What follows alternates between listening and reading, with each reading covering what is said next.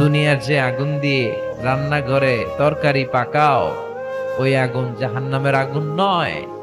জাহান্নামের আগুন দুনিয়ার আগুনের চেয়ে কমসে কম 70 গুণ বেশি তেজওয়ালা। আল্লাহ এই জাহান্নামের আগুন থেকে তুমি আমাদের বাঁচাও। দুনিয়ার আগুনের উপরে আঙ্গুল রাখা যায়? মোমবাতি জ্বালিয়ে কেউ কখনো মোমবাতির উপরে 1 সেকেন্ড 2 সেকেন্ড রাখছিলেন?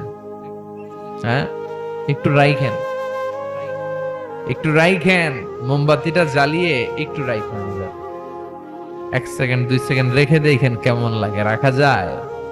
কথা কন, রাখা যায় না, পারা যায় না। আগুনে পোড়া রোগীদের যে কি কষ্ট দেখছেন কখনো?